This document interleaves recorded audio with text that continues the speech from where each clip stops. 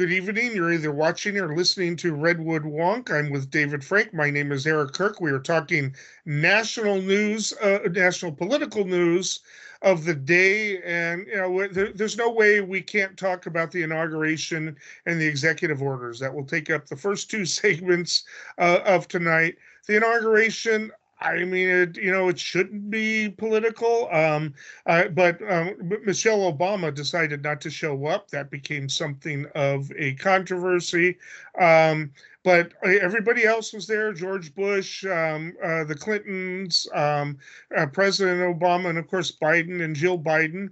Biden had tea with Trump per tradition before the ceremony. I just would love to know what was said in that conversation. I haven't seen any reports about it.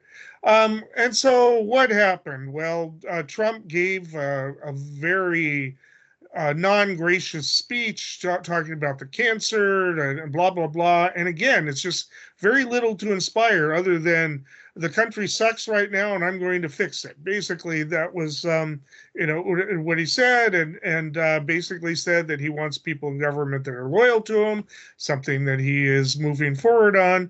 So there was that.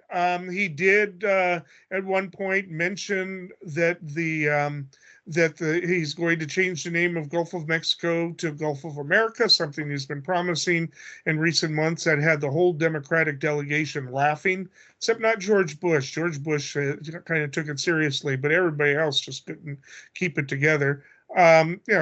Internationally, it's going to be the Gulf of Mexico, so it doesn't matter what we call it. But anyway, Then there was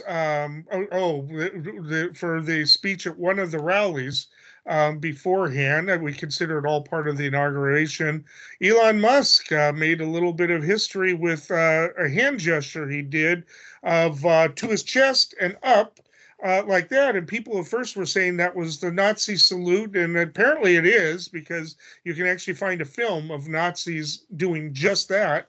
I thought it was the Romulan salute. I thought maybe he was just being a Trekkie geek or something, but no, apparently it is a fascist salute. Now, did he know that? I mean, his defenders are saying, hey, he's autistic. It was just an expression, but he did it 3 times. And the interesting thing is that white nationalist groups are recognizing it as a Nazi salute. Nick Fuentes thought it was great. He said it was the Sieg Heil, the Roman First Reich. The Roman Empire was the First Reich. So anyway, so we've got that. That's become a controversy, and then we'll talk about it a little more. And then we got to the blessing of the presidency as per tradition at the National Cathedral, where the bishop there, and Dave will provide the name in just a minute, she gave a little bit of a quasi-political sermon in parts of it. I believe she horrifically asked him to, consider that maybe not all immigrants are evil, that maybe there should be concern for the vulnerable. And the Trump people laughed through it, and then complained about it afterwards, said it was shameful, and that the service was boring and non-inspiring. And anyway, we'll talk a little bit more about each of those things. Dave, which one do you want to start with?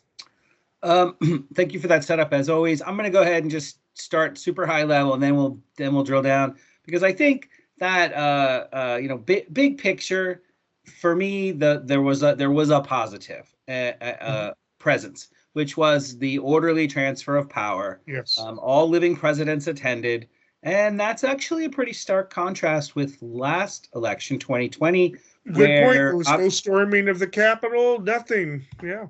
And Trump did not attend that inauguration because of being frustrated, anxious, sad, mad, angry, whatever, jealous. He didn't rise to the occasion of what former presidents ought to do. So that, in that sense, there was a highlight.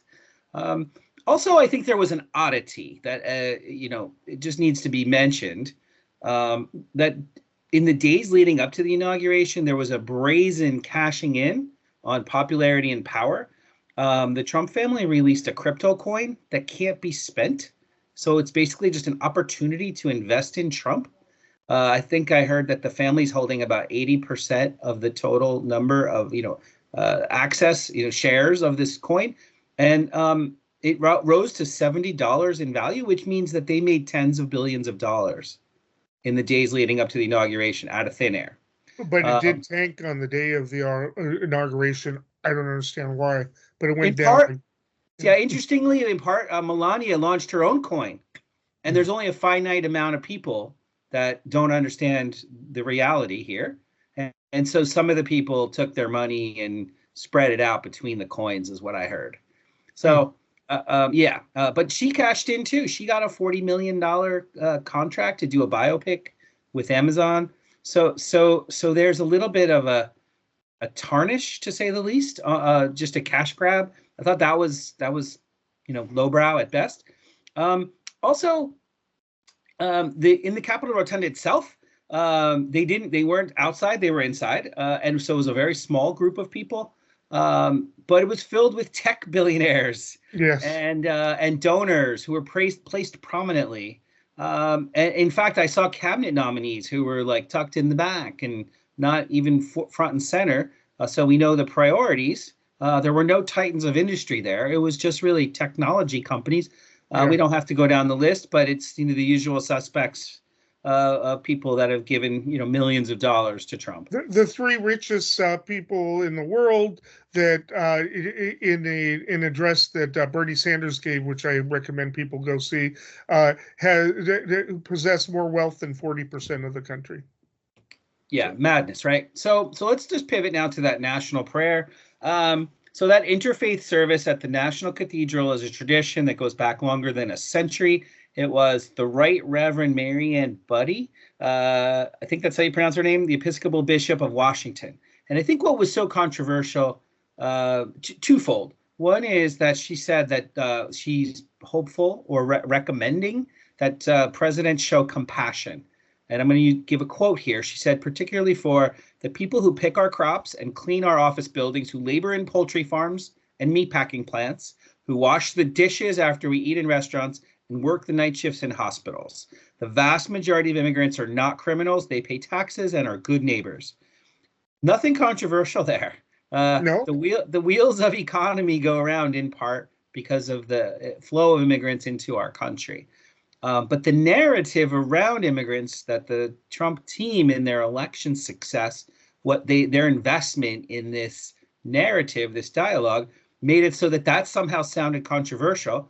So much so that there have been calls for her to apologize. Trump actually gave a response where almost vilifying her for some brazen criticism that was beyond the scope of polite sermons.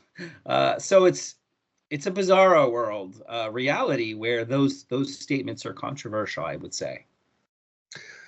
Yeah, I mean, there were some other events. Actually, in the last moments of his presidency, Biden gave a bunch of pardons. We'll talk about Trump's pardons in the next segment, but he finally, after going through several Democrats, pardoned Leonard Peltier, American Indian activist implicated in the shooting of two FBI agents in 1975 on the Pine Ridge reservation. A lot has been written about it and about the incident. There have been movies and a lot of discussion. And of course, immediately, actually, Ray tried to talk Biden out of it, put pressure on him. It was probably one of his last outgoing acts. And however, the head prosecutor in the trial was calling for clemency. I'm not going to go into all the reasons for that. If you want to study Leonard Peltier, and it's a long history, but I'm surprised at how many people were familiar with it. He's not pardoned. His sentence was commuted, and he will be under house arrest probably for the rest of his life. But being in your house is a lot different from being in prison, even under those conditions. So anyway, so there was a lot of reaction to that. I just wanted to cover that as well. As to the prayer and the bishop. We have to understand that the the American Episcopalian Church is different from what's referred to as the Church of England in other countries, or the Anglican Church. It's all the same church, but in America it's called the Episcopalian, referred to by some people in the religious area as Catholic Light. They have a lot of the same rituals, but they don't have they don't have as many restrictions. For instance, in 1967, they became the first of the mainline denominations to ordain women, and it took quite a while for them to work their way up into bishop status. So there's a lot of history here, and in America, they tend to be a very liberal church politically and theologically, there's a split between that and some African countries about homosexuality and other issues as well. But anyway, so it's important for that context. And she is speaking out. It probably is much like her sermons she does every Sunday.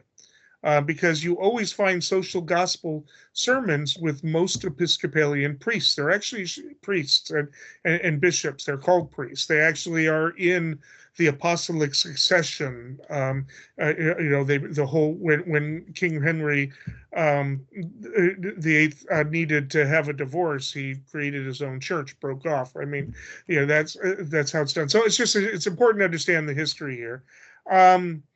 Yes, the tech oligarchs being present and forefront is really a statement, and we already know that they are kind of winning over influence over Trump, over some of the traditional MAGA figures. Laura Loomer is now wanting Trump to intervene to get her back on Twitter/X, because they don't completely agree with the nativist positions. Now, they won't mind that a whole bunch of people are going to be deported, but they want that program that allows them to hire Central Asian tech people and bring them in. And because, as Elon said in the argument, Americans are kind of dumb. So it's just, we've got this going on. Vance was probably the first indication of this influence because he kind of was created by them. But it is basically, supports the contention that this last election campaign was a fight between corporate power and oligarchs, and the oligarchs won. Peter Thiel, obviously outside the scope of this conversation for the most part, but he was like a mentor for J.D. Vance and funded some of his venture capital activity that resulted in his wealth that he has. Also, besides his book, which I'm sure movie rights got him some money there, but also he funded his campaign for Senate and was a big backer for vice president. And the collective group of tech oligarchs, it's so bizarro world even using that term, but it fits, right? So, again, we'll probably do a whole nother show, you and I, about this, but there is a vision that there's some common philosophical influences that they have as a group. Peter Thiel and Elon Musk, co-founded PayPal. Loosely speaking, they were there around the same time. And Peter Thiel, venture capitalist that started lots of companies. He was also there at the formative stages of Facebook. So he and Mark Zuckerberg have a strong relationship, or at least a strong history. So it's a group of people that have a vision of the future. Well, it turns out that at least Peter Thiel, if not J.D. Vance too, they have a belief that's called neo-reactionary, and basically it's that private interests ought to be able to be, in the sense, the new monarchs of the future, and that we can't really trust government and governmental rules and guidelines, and that we ought to be, it's libertarianism on steroids. And so again, we'll do another show about it. But there's this overlap, this Venn diagram of kind of like a almost like Nietzsche's Uberman, how that's their sort of North Star to a certain extent. So I'm curious. I know we just have limited time. Do you think that there's going to be backlash about Elon's apparent Nazi overture of something like he's like, I want to thank everybody, and he's like, I thank you, but he didn't do it that way. He did it a very provocative way. Do you think there's going to be backlash that sticks on that? It's a good question. I do know that the German chancellor took the opportunity to link it to the support for AfD. I don't know what that stands for, but it's the hard right, the party that is possibly going to come in second place in the February elections, and they are scary. I mean, they are anti-Semitism to the core, and the rest. And so it's not a big surprise. Other people are pointing out, hey, this guy was raised in apartheid South African. That was a quasi-fascist ideology. But so far, it's just the usual complainers, right? Except that Republicans are privately saying that they're not really happy with that. With it, what was he thinking? If it wasn't, I mean, what did it mean if it wasn't? I think we're at the end here, but I encourage people to look for a video that has neo-Nazis on the left side and him doing the what he did, and they're identical. I mean, the Republicans are trying to say, well, Martin Luther King held his hand up like that. It's not the same thing. So anyway, we'll see if there's any backlash, but they tend to be immune to this. It's only liberals that are concerned about this. Liberals and elite academics and stuff who, know what a Nazi salute is. It's just the way it is.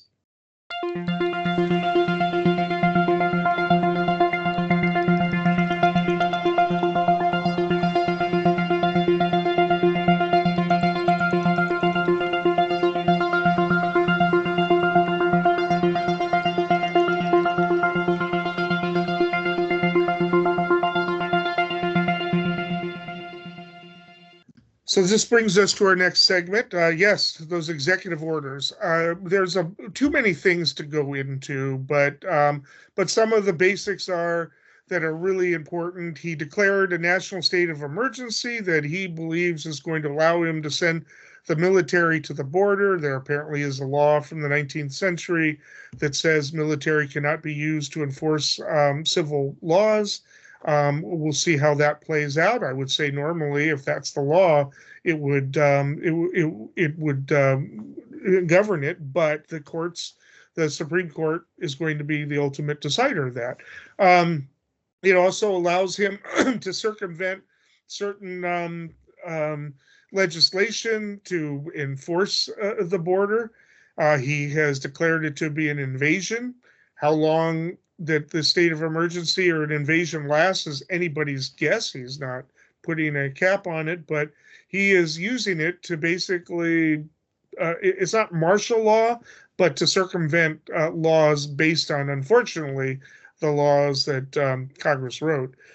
So we have that. We have executive orders ending DEI.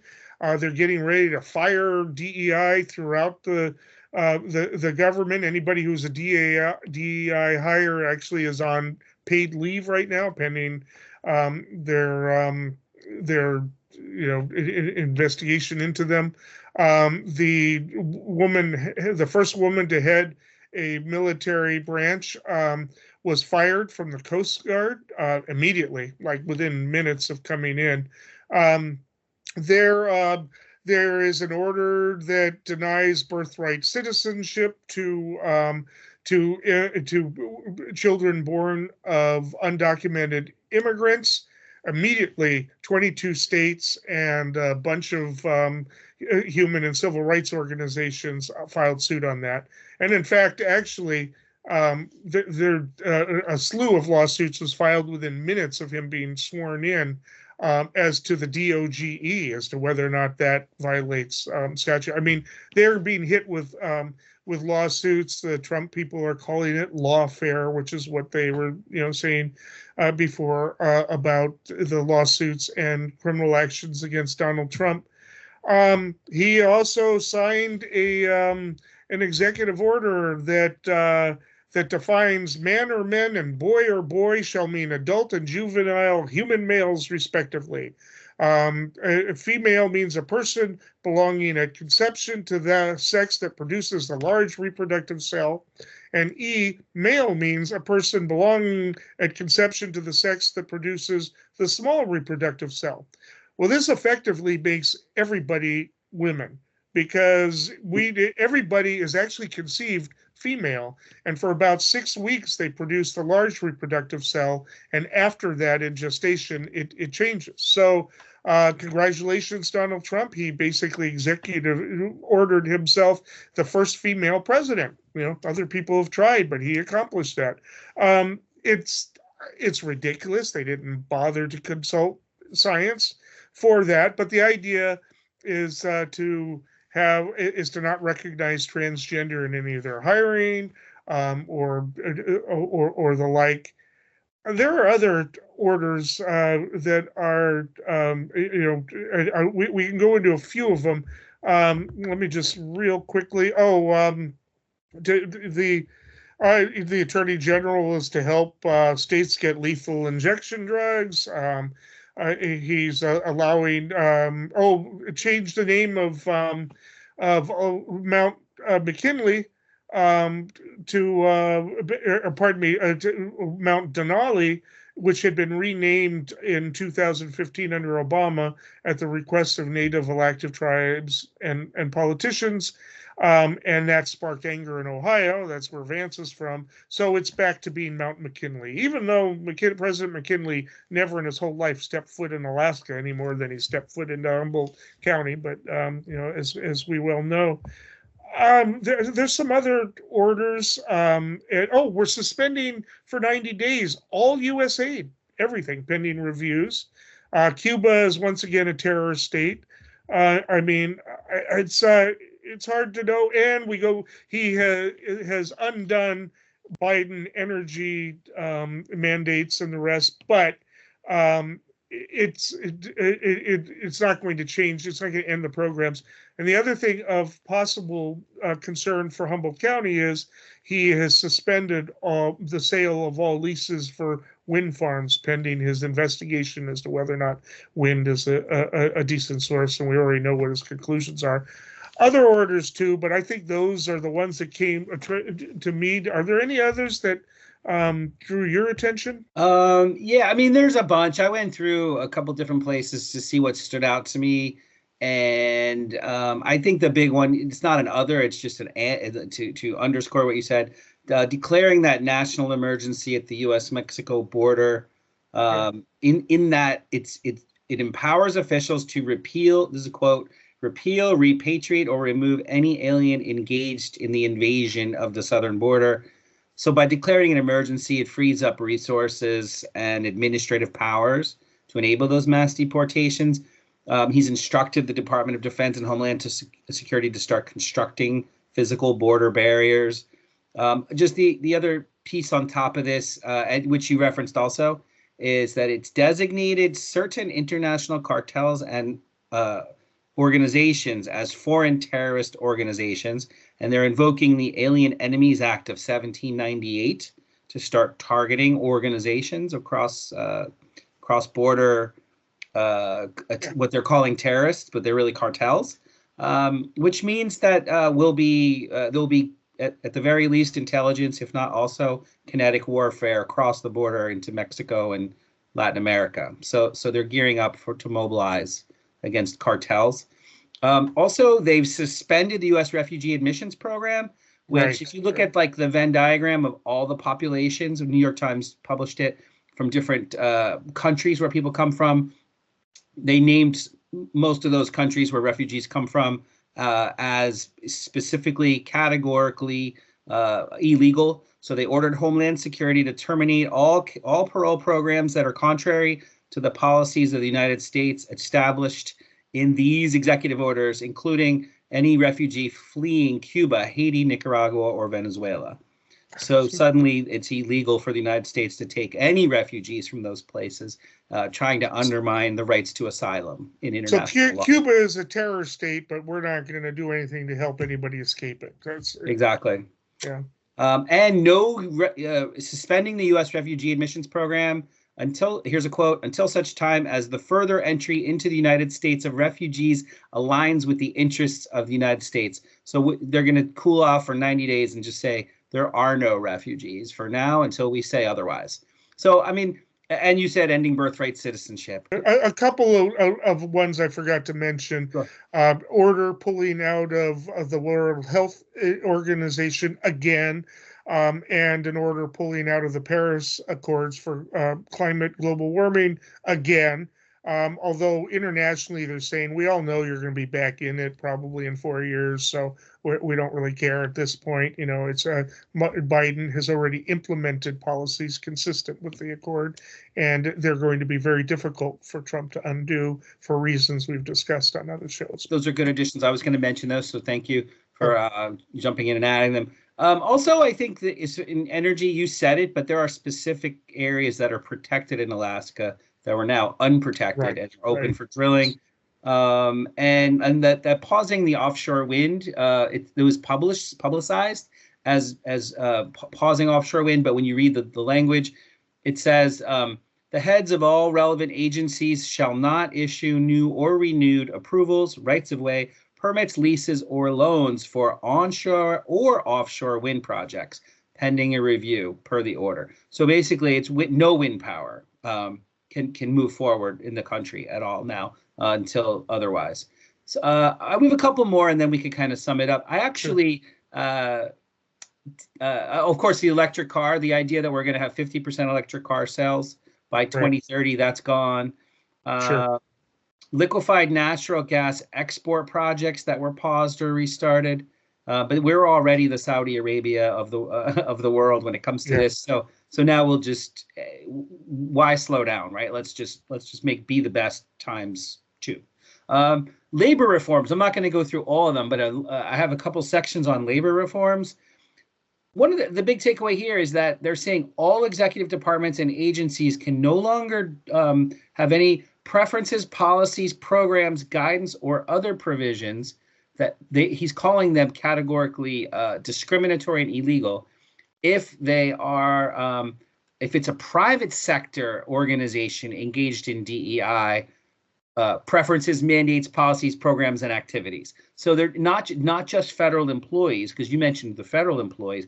All those people got basically paid leave, and they're all going to be gone within 2 months. But they're also trying to impact the private sector, including revoking decades of executive orders that are pro-labor, going back to the 1965 Equal Employment Opportunity Order signed by LBJ. And that's every company in America practically has to comply with this now and report. I mean, I forget the exact cutoff of employees. It's like 50 employees or more or something. I should know, but it's basically all companies that are complying with EEO. Well, so you could just imagine the courts, the court cases that are going to stack up on what we've talked about already. And also the Schedule F executive order, he's put that back in place, which makes it easier to fire civil servants or government employees deemed disloyal. And so they actually and stripping them of their protections. But here's the thing, that the way they've defined disloyalty is employees of the federal government are not required to personally or politically support the president, but they must, quote, faithfully implement administration policies to the best of their ability.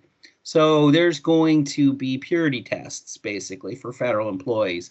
And I'll stop there for now. I'm not sure exactly.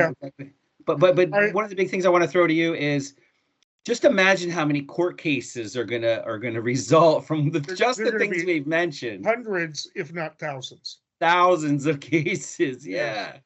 I mean, and it's going to clog the courts, and some of them are going to win. Even with the Supreme Court can only hear 150 cases about that a year. They can't overturn all of it for him, and not all of the circuit court are in conservative hands. In fact, I think but at least half of them are not. So it's and a lot of times it's just which panel you get. So. A lot of these things are basically him trying to override Congress in some ways, because a lot of these some of these older executive orders, labor actually became codified, and so that's going to be an issue for them. Of course, as we discussed, the filing of the taking away birthright citizenship. It's right now limited to parents of undocumented. Is that going to be applied retroactively? We don't know. There'll be tons of lawsuits about that. It goes on. The private companies that have invested in certain policies, he's going to have a real hard time dismantling what Biden set up for the electric car development of the cars and infrastructure, because, as we discussed before, 80% of the money was invested in red states, and it by last summer attracted $500 billion in private investment. There will be a huge revolt if he basically renders all of that wasted. So he'll probably try to be quiet about it. As to what does it even mean that he has basically said there's two genders, and what is the legal consequence for it? I don't know. And as to the protections, the civil servant protections, some of those were passed by Congress during the Progressive era and are still in effect. So they will require congressional acts, not executive orders, to undo. Will he be able to implement the Project 2025 goal of firing 45,000 federal employees and replacing them with loyalists, qualified or not?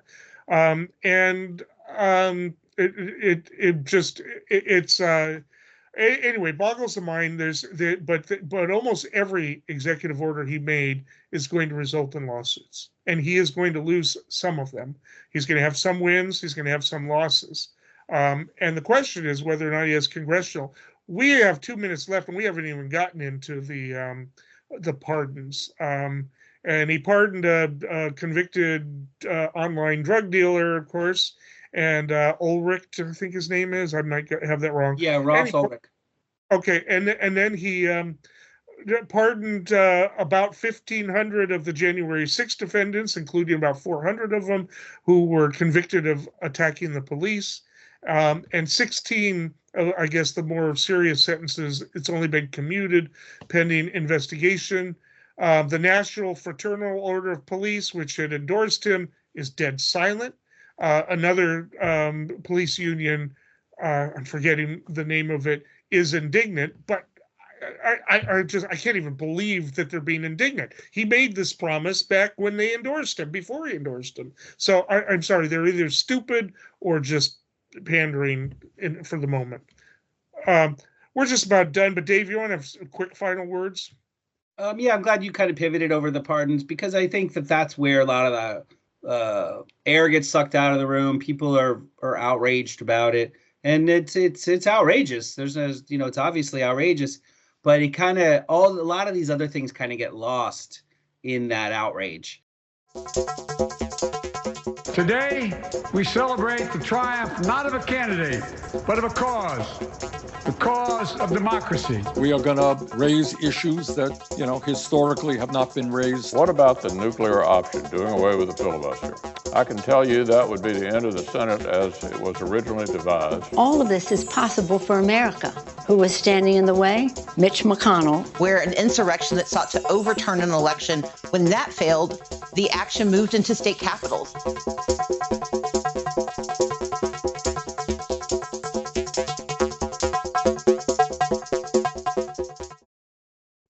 Okay, for our last segment, we're going to discuss the media terrain. There's been a lot of analysis, and there's going to be for years to come as to how Harris lost this one. She was ahead and fell behind and was attacked for not doing interviews, and then she did interviews. Did she do interviews in the right places, and how did they do that? But even if she'd had a good strategy, is the media terrain completely favorable to political conservatives right now? The podcasts that seem to have the biggest hits, the number of hits, and I mean, strategically, I think she should have gone out of her way to be on the Joe Rogan show. I mean, yeah, he played games with it, but she should have just said, "Fine, I'll come when you want me to." That was a mistake. I think that was one of those mistakes that was made. Because she did fine, and mostly made a couple of mistakes in the interviews, but she showed up for them and earned some points for it.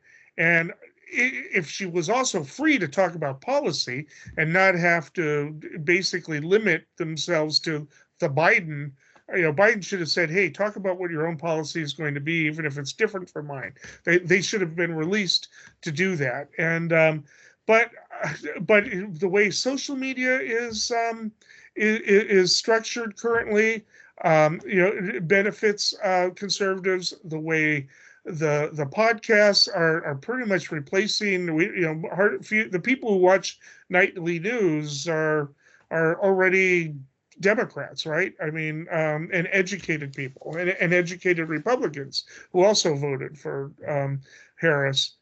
But this is a vast topic for such a short one. But Dave, you're much more of a media expert than I am.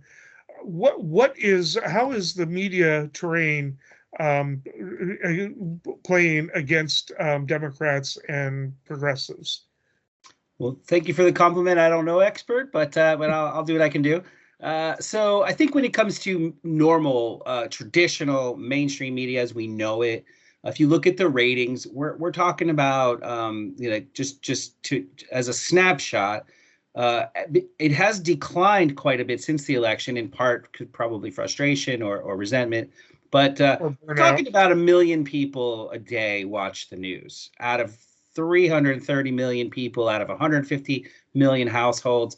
So realistically, less than 1% of people watch the news. So the question is, if you're going to go out and advertise and speak to interviews and promote your policies and debate your policies in the traditional forums, you're hitting about 1% of the people on a good day. And so when you divide it up to the three main cable news sources, Fox gets about as much as CNN and MSNBC combined. So it's about half the country conservative of news watchers and of cable news watchers. Cable news watchers, yeah, that's true too. But those are I mean, again, that's just proxy. So I'm going to pivot to like what does that mean for us? Well, so many people watch, and young people. Oh, and by the way, that's mostly like people 50 and up, also 45 and up, I think, is the demographic for watching news on TV, on traditional cable, traditional TV. Most people under 45, 50 don't watch TV anymore. So they're getting their media in small increments, small bites, on demand, what they're watching, what they want to watch. They're engaging when they want to engage. And so I looked up, in preparation of today, an article by Anthony Nadler, who is a professor of media and communications at Ursinus College, and he wrote an article called "Progressive Media at a Crossroads." And he said, well, based on what just happened, we all know that these online media, these places where people actually are, that's, again, let's look forward, not backwards. That's where people speak to, that's where content creators speak to people's experiences and their frustrations, and they're storytellers, and they tell engaging stories. But it's hard to predict, what's going to be next. But what's important is we know that that's where real, true bonds are made in people's minds and people's psyches, the conversations they share with their friends. So the day-to-day public life, the day-to-day things, that's how we make sense of them these days. More and more people are finding that that's how they make sense of things like policy and politics. So traditional political outreach and speech celebrity endorsements, door knocking, advertisements that are targeted based on focus groups. That's just so many wasted tens and hundreds of millions of dollars these days. So the question is, what's going to come next for these progressive voices, for these democratic voices? And so this analysis really just talks about the challenges. How are you going to get people that aren't already converted? How are you going to get people that don't already seek you out and already believe what you believe? How are you going to cross over? And he throws it out there that like highly engaged people in progressive politics are already finding these new voices out there. So I'm going to name a couple just because I watch them and I think they're valid. So Breaking Points is a great one. The Young Turks is got quality content. Sure. The Hill actually is very balanced, and people say it's a little too right-leaning, which is probably great because that means it's getting both audiences out there together. And all three of these. Yeah, but MAGA does not consider the Hill to be right-leaning. They consider it to be part of the liberal elite media. I think they were because they gave a platform, but they're pretty balanced. I honestly think they're pretty balanced. And most of the shows I watch have a solid conservative presence. But the point is that it's unclear. We don't know. Is it just going to be like these podcasts and these alternative shows, or something bigger and better? And I don't mean to like filibuster here, but I'll just keep going since you asked. I also saw an article. There's an organization called Media Cause, and they produced an article called "Why Aren't Progressives Winning? 8 Ways Progressives Can Make Their Messaging Strategy More Impactful." And actually, it makes a ton of sense. So maybe I'll just skim through the first couple, give you a chance. Yeah. So the first one is stop leading with the problem. We've sounded the alarm long enough. It doesn't work because people are overwhelmed. So don't just talk about how bad things are. Lead with shared values instead. Progressive agenda includes family. It includes freedom. Those aren't conservative terms or thoughts or beliefs. So meet people where they are about what's important to them, their family and their freedom. It's important to everybody. And identify the villains. The systemic inequalities don't just exist. People make them happen that way. Politicians, corporate leaders actually create these inequalities. So get specific on what exactly is a problem that affects people, who is doing it, because that's what matters. Cause and effect is how you convince and persuade people. And I'll say one more thing and then I'll give it to you. Sure. Spotlight the solution. Leave people saying yes rather than no. Advocate for a solution. And don't say reform, don't say mitigate when describing it. Those could be the right words, but that's not inspiring. You need to say, this is what we need, and inspire people, meet people where they are. So that's like the first half right there. I mean, there's a lot going on. Yeah, we don't have a Walter Cronkite anymore that delivers the news to the nation. But the question I have here, and I will give you my thoughts on some of the. I mean, there's the strategic messaging issues of access of even getting to the people, and part of the problem is friends and family of mine who are Trump supporters. They will not listen to anything I suggest. I can't even get my cousin to watch this show, even one episode of it, because there is possibly a biological resistance to anything that might lead to cognitive dissonance about having to actually engross and defend your ideas in your own head, let alone to other people, right? So we have that, but the question I have here is, okay, we have this bad media train that helps conservatives win, but even this last election was really close. Back when we had the so-called liberal media that everybody watched, and yes, Walter Cronkite was accused of liberal bias, and when he was attacked for it, he responded by saying, basically, F you, I'm Walter Cronkite. I don't care what, I mean, that was what but they can't do that anymore. But the most lopsided conservative victories happened with the so-called liberal media. Nixon defeating McGovern by with 49 states and like 20 or 15% difference in the popular vote, and even though the Watergate stuff was already breaking, it just didn't resonate until the economy started to tank, and then all of a sudden everything works, right? And then later, in 1984, Reagan crushed Mondale, he and pretty much crushed Carter too, although Carter managed to get I forget half a dozen states.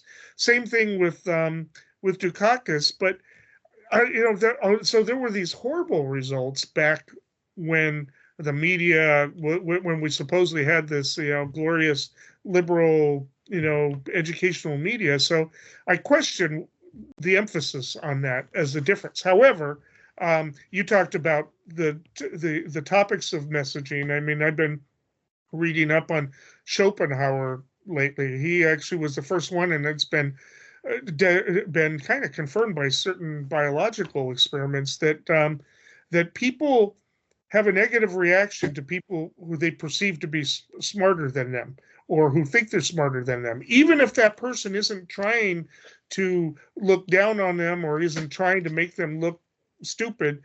There is, particularly in American culture, but also in others, a reaction to it, a negative reaction to it. Anti-intellectualism may be a biological condition in some ways, and so maybe we need to have a less haughty media approach, as you said, focus on certain words and the rest. And maybe the podcast where you have the conversations for 3 hours. Harris only wanted to be on a podcast for a half hour or an hour. That's not how podcasts work. That's not how it happens.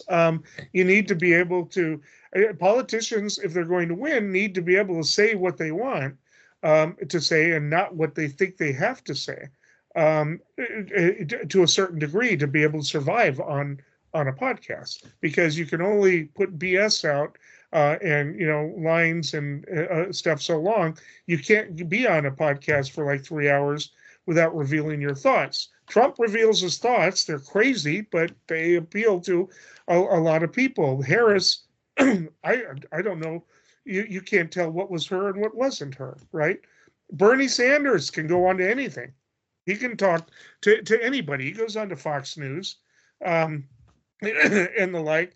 I also think that the Fox News statistics are misleading, because actually in one night, PBS NewsHour has more than the entire Fox programming throughout the night. Granted, that's not news. At night, it's commentary on MSNBC, CNN, and Fox. So you're kind of comparing apples to oranges. People who go to news watch those networks during the day, and I'm not sure there's a big difference in those ratings.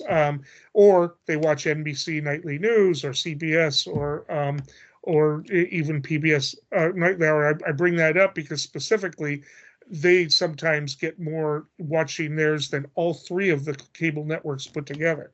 So people are watching, but I think the people that are watching are already voting progressive. So I'm going to let you jump in here, because we're probably going to start to run out of time, but it's just, there's so much to say about it. We could probably. Yeah, I appreciate that. Two things that you said come to mind. I'll address real quickly. One is, you mentioned Bernie Sanders by name, and you basically that he could go in, for example, the time he went to West Virginia and was very well received, because he was speaking clearly about the real needs of the people in that room, in that community, things they related to that were part of their lives, and very well received. And that was majority Republican, and I believe it was on Fox. So that town hall was a success for him because of his message, the appeal, the clarity. So I know we're down to just a couple minutes. I'm gonna hit these last 4 points. One of them is advocate for outcomes. So focus on real life outcomes for everyday people rather than the policy or process. So I think that's a good one. That makes sense. 6 is don't focus on refuting the opposition. Research shows that rebutting the opposition makes their claims more memorable, giving them more airtime. So you basically have to, almost like with Jedi mind power, to just like, they're going to do what they're going to do. And really, you focus on the goal and the connection. And then 7 is craft messaging that truly ignites your base. Don't focus group. Don't try to reach every person. Fire up the people that are the, find the way to connect to the people on the issues that are important. They will repeat it. If you connect with them, they will spread the word. That's how this works. And then finally, simplify. Focus on clear, concise, easily understandable messages. and something that can be repeated and shared. So this is the 8-point recommendation by Media Cause. I just stumbled upon them in the last 24 hours, so I don't know much about them. But the truth is that it's all pretty basic. And so you pointed out some really interesting details about news versus cable news, which is opinion. I'll take it one step further, because I was talking about podcasts and online digital platforms, and you mentioned like Rogan and his long form, but I talked to a bunch of young people in the last couple of weeks, and 20s and 30s, that's young for me, and they want very short content. So like TikTok, I would bet TikTok messages are a minute and a half, 2-3 minutes. Instagram even probably less. So people want digestible little tidbits, but maybe the reality is that that's where you like set the hook, and you could just say like, if you could illustrate cause and effect, then maybe you could click through and get people to do a little bit of their own homework.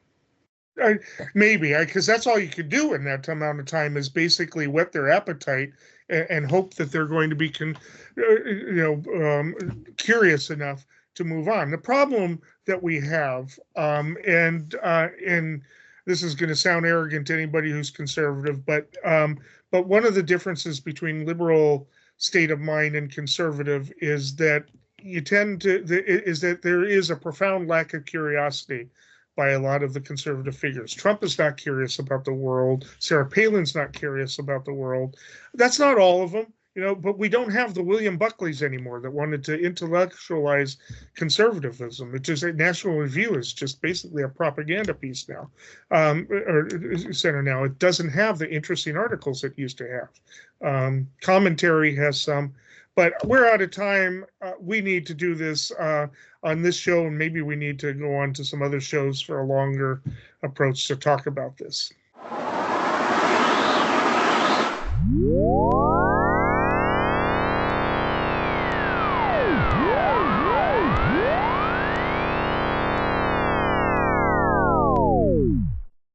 This brings us to predictions. Dave, what do you have for us?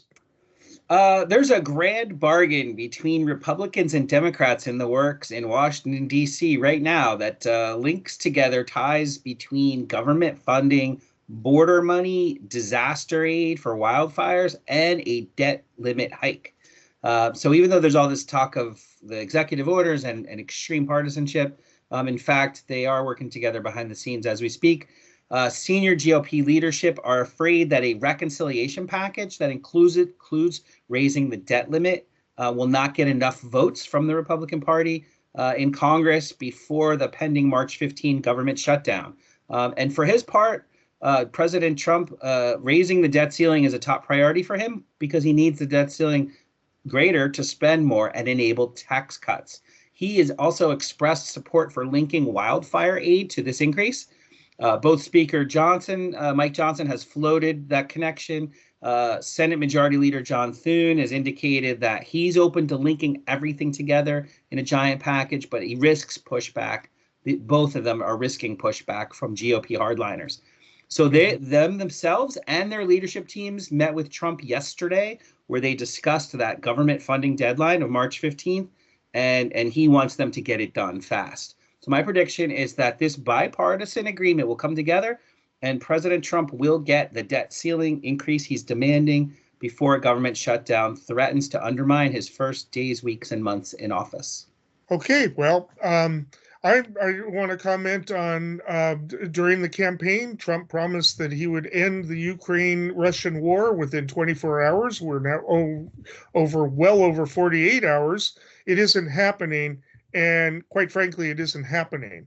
And we're actually seeing the first public kind of rifts between Trump and Putin.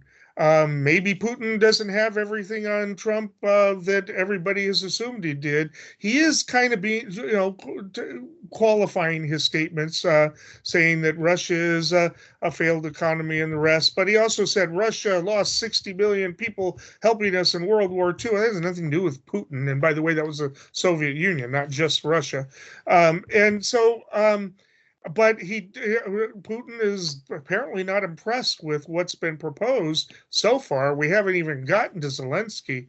I'm predicting that the war goes on until there is a major shift in perception.